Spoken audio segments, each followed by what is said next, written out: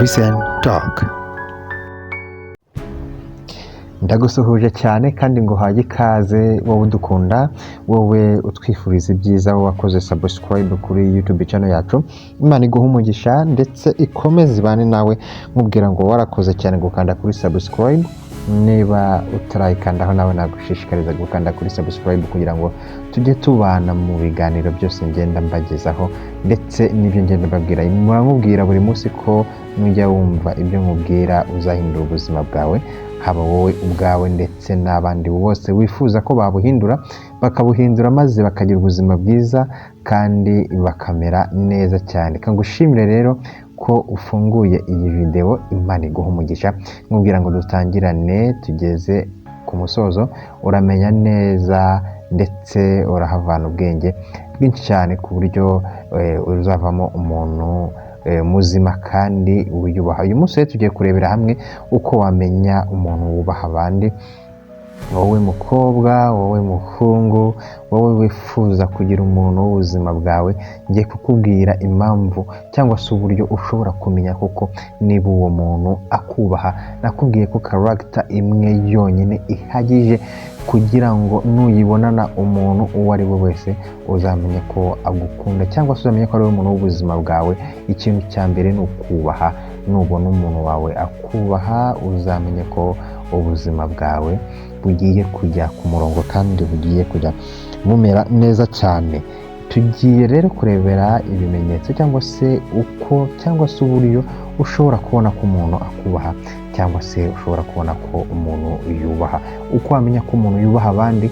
Kubaha nicyo kintu cy'ingenzi, ni ikintu kitagurwa amafaranga, ariko ni ikintu usanga kigoranye kugikora. Kubera iki kiba kigoranye kugikora kandi icyo kintu cya mbere kiba cyoroshye? Ni gute rero uzamenya ko umuntu ushaka ubuzima bwawe yubaha abandi?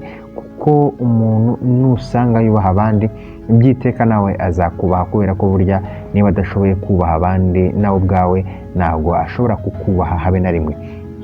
Kumenya rero umuntu wubaha abandi bisaba kureba imyitwarire ye mu bice biba bigiye bitandukanye by'ubuzima, aho ibyo avuga bihura n'ibyo akora igihe cyose. Dore rero ibimenyetso bishobora kukwereka cyangwa se bizagaragaza ko umuntu yubaha abandi, kuko burya umuntu wubaha abandi nabikubwiye, niba udashobora kubaha abandi nawe ntabwo ashobora kukubaha. Icyambere rero kizakubwira ko umuntu yubaha abandi ni ugutega amatwi kandi akabatega amatwi neza. Nimvuga gutega amatwi, ntabwo gutega amatwi gusa bihagije.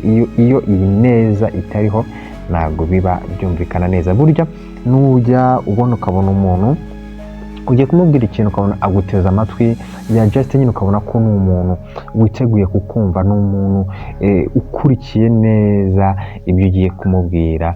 Umuntu ugutega amatwi, uwo muntu aba ari umuntu muzima kandi burya aba yubaha. Ikindi rero ukwiye kumenya ko umuntu yubaha abandi nababara mu gihe abandi bavuga, cyangwa se nababara mu gihe abandi bavuga. Hari ukuntu umuntu avuga ariko bikaba ngombwa ko undi muntu ababara ku ruhande mu gihe wenda ashaka kuvuga. Oya, umuntu wubaha arakureka ukavuga kandi ntibigire icyo bimutwara. Ateganya umwanya wo kumva undi aho ari ku rwego rw'amarangamutima ndetse n'ibitekerezo, utamuca mu ijambo, aguha umwanya ukavuga ndetse nawe akaza gutegereza umwanya akaza kukubwira. kandi iyo akubwiye ubona ko ibintu akubwira biba bivuye muri wowe, kubera ko aba yaguhaye umwanya ndetse nawe ukamuha umwanya. Burya umuntu mujya kuganira mugahangana, umwe akavuga n'undi akavuga, aho na cyubahiro kiba kirimo cyane cyane. Noneho iyo ushaka umuntu w'ubuzima bwawe, musore wanjye, mukobwa, nkumi, wowe unyumva, niba ufite umukunzi wawe akaba ari wa muntu udashobora kuguha umwanya ngo uvuge, mubwije ukuri ko uwo muntu ntabwo ari uwawe. Mubwije ukuri ko uwo muntu ntabwo muzigera mushobokana, kubera ko imyitwarire ye ntabwo ari myiza cyane. Niyitwara nabi mu buryo bwo kubogama cyangwa se gusuzugura, nabwira abandi amagambo atesha agaciro cyangwa se ngo ababwire amasezerano yabasuzuguye cyangwa se abizeze ibyo wenda yabafasha cyangwa yabakorera, ari kubona ko yabasuzuguye. Nafatira ku moko, igitsina, imyemerere cyangwa se ubuzima bw'undi ngo ngo abimukinishirizeho. Hari ukuntu uba uganira n'umuntu ariko umuntu akagenda kwibutsa ko hari ikintu kitameze neza ufite kuri wowe, cyangwa se hari ubwoko, cyangwa se hari igitsina. Ibyo ngibyo rwose bikwereka ko atakubaha cyane, atakubaha wowe ubwawe, ndetse atakubaha wowe ukuri. Yubahiriza imipaka y'abandi. Burya umuntu wese uzabona wubahiriza imipaka y'abandi, umuntu wese uzabona udashaka kwinjira mu buzima bw'umuntu, udashaka kwinjira mu buzima bwawe, akakubahira ukuri, uwo muntu azaba ari umuntu mwiza kandi azaba yubaha abandi. Ni wa muntu utifuza ko yagukoresha, ni wa muntu utifuza ko yarenga ku mahitamo yawe. Niba yubashye amahitamo yawe, uwo muntu rwose mubwiye ko uwo muntu ni umuntu muzima kandi ni umuntu ufite ubwenge. Afata igihe cyo gushimira. Niba ubwiye umuntu cyangwa se ukora ikintu umuntu ukabona aragushimiye, mubwiye ko uwo muntu ni umuntu muzima kuri wowe, ndetse ni umuntu usobanuye ibintu byinshi kuri wowe. Ahora ashima ibyo undi yakoze atitwaje ko ari ibisanzwe cyangwa ko yagombaga kubikora. Urumva ko rero ibi byose ni ibintu bijyana no gushima. Natera abandi isoni cyangwa ngo abababaze nkana abishaka.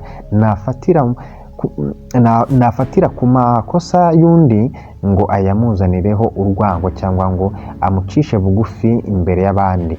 Urumva ko rero ibyo ni ibintu uba ukwiye kumenya, ukazamenya ko uyu muntu akubaha bya nyabyo. Iyo anenga akora ku buryo bunyura agamije gufasha, atari ukuniga icyizere cy'undi muntu, cyangwa se atari kwerekana ko atari ugupfobya muri rusange aha abandi ijambo no mu gihe atemera ibyo bavuga. Ntabwo ari ngombwa ngo igihe cyose mujye muhuza, ahubwo rimwe na rimwe niyo mutanahuje aguha ijambo ndetse akaguha n'umwanya kugira ngo ubashe kumva, ndetse akagutega amatwi nk'uko nabikubwiye hejuru. Ashobora kutemera igitekerezo cyawe ariko agasigara akagiha agaciro. Kuba umuntu mutemeranya ntibivuze ko avuga ubusa, cyangwa se ntibivuze ko ibyo avuga atari byo.